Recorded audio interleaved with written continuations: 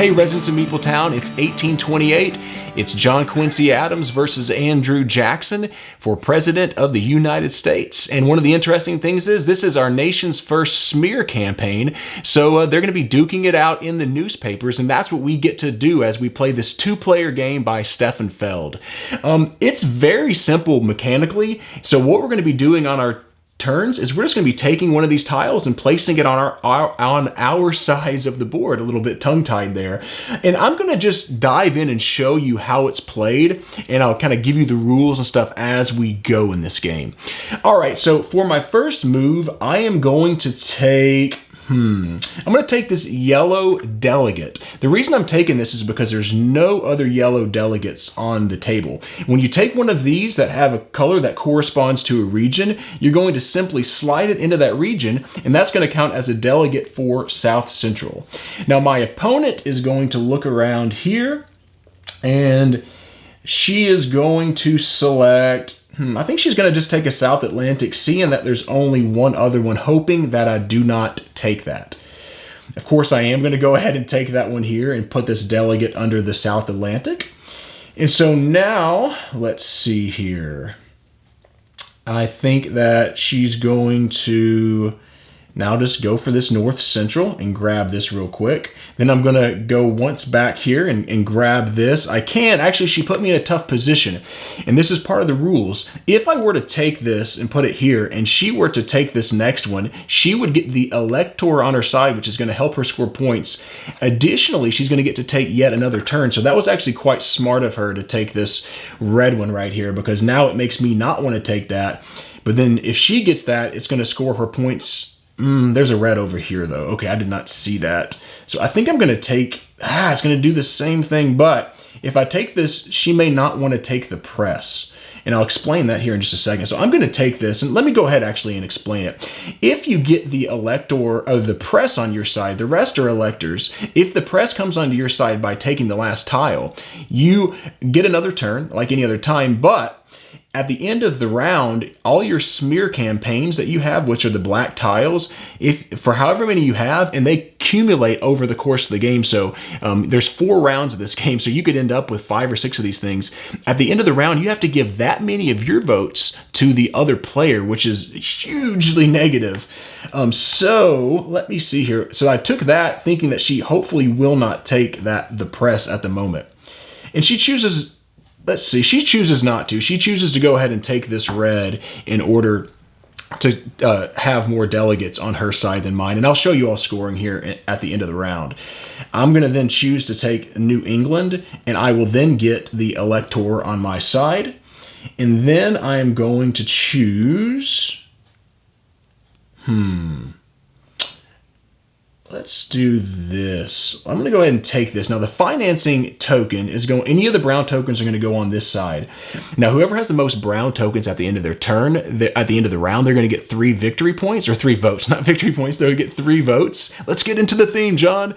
But they also all have special abilities, and they're a huge part of this game. This one means that if I get another brown token, and I decide to spend the finance and another brown token, then I can immediately take another turn, which that can be huge in this game, getting those double action turns. So, okay, I'm going to go ahead and take that, hoping to maybe get another turn later on in this game.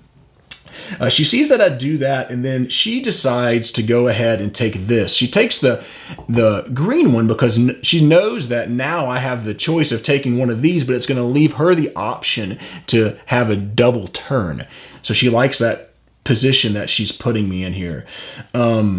And so what I'm going to do then, but she made the mistake that she made, or I made really, is that I can take this gerrymandering token. Now, the cool thing about this one is whenever I take this token, it allows me to move a tile from any of these spots into another region that has other tiles. So I could not place it in South Atlantic because there's already a tile there. So I'm going to take this, and I am going to put this, let's see, I'm going to put it here where the press is, and then I'm going to get that Elector and then get another turn. Now, the negative thing here is I shouldn't have done that. I actually should have put it somewhere over here. I'm going to leave it there just for the sake of being, but I should have put it like here or here so that whenever I took another turn, I wouldn't be given another opportunity. for them to get the last one, but I'll just leave it there just for fun because I feel like this side is doing pretty well right now. Let's mix it up a little bit. Actually, so what I will do then is take this one as my second turn and put it here, meaning that if she decides to take one, she'll have to take the press right there. So does she want to take the press and then have to give, and I think she will. I think her decision is going to be to take the press. She has a little bit of a strategy here.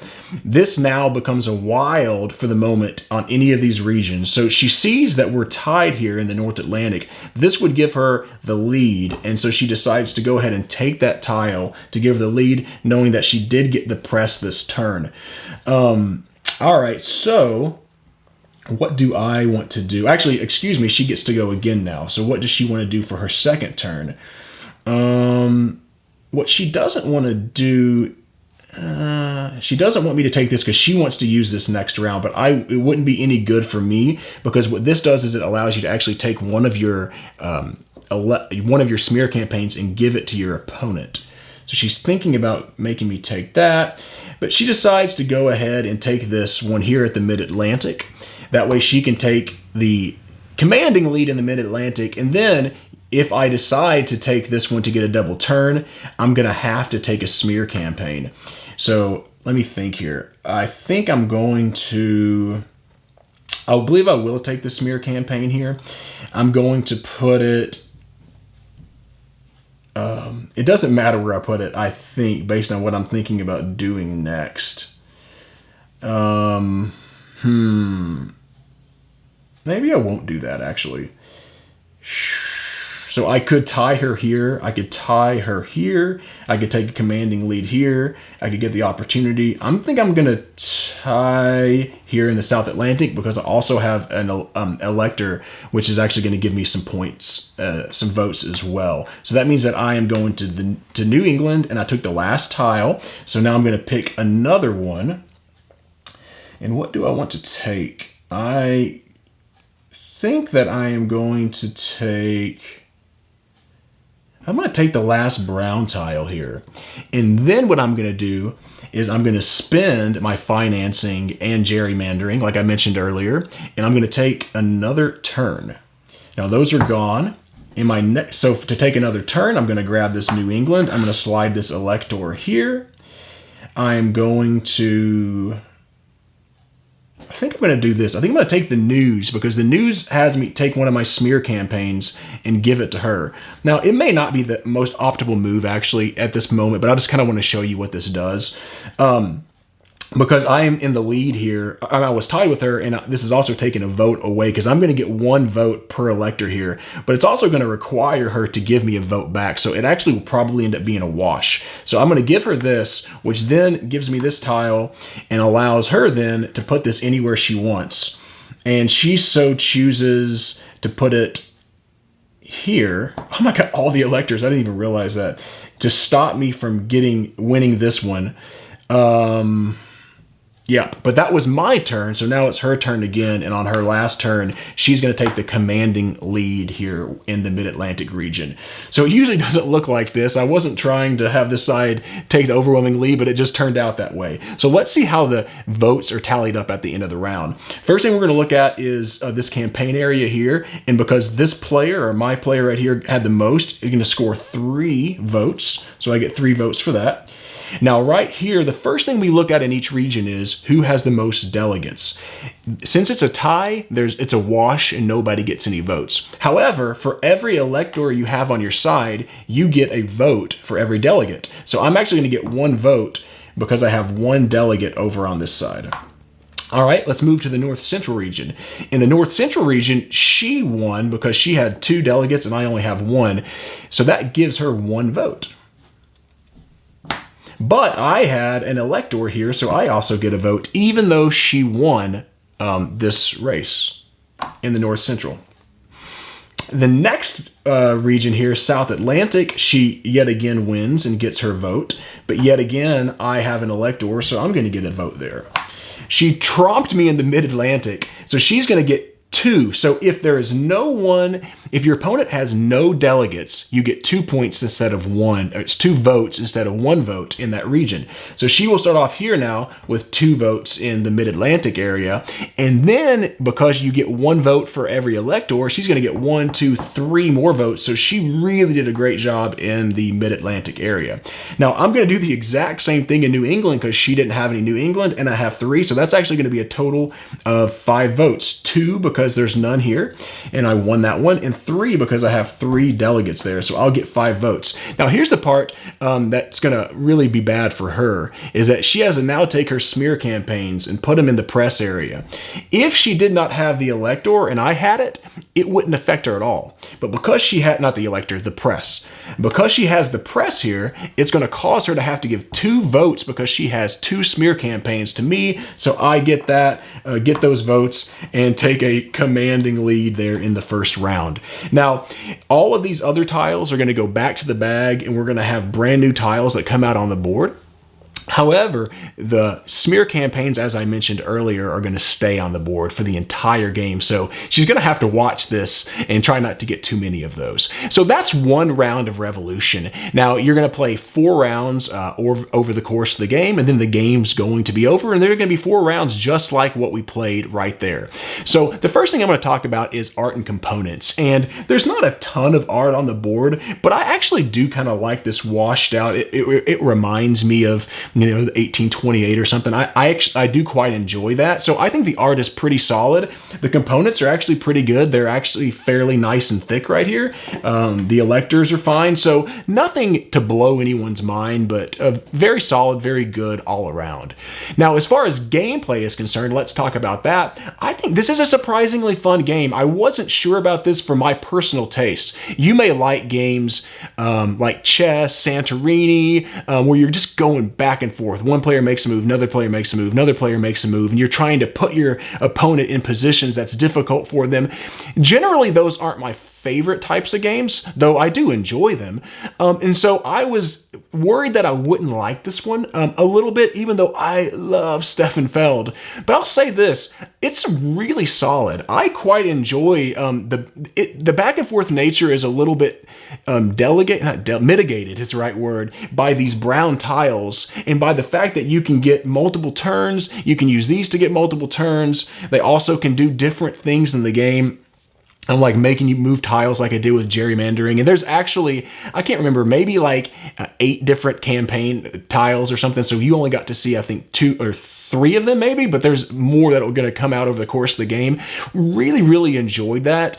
This is a fun game. Now you may have some AP in this game a little bit. While the choices are fast, I mean, you're just picking up 1 tile. They're not fast sometimes because you can really be thinking about, especially if you're trying to not get the press, you can sit back there and be thinking for a long time, oh, how can he's going to do this and then, or she's going to do that, then he's going to do this and she's going to do that, and then maybe I won't get the press. And so that can lead to, there are times in this game, players are going to sit back and have to think like chess, ton of moves ahead and try to figure out how they can put their opponent in the position so that they don't have to take this press.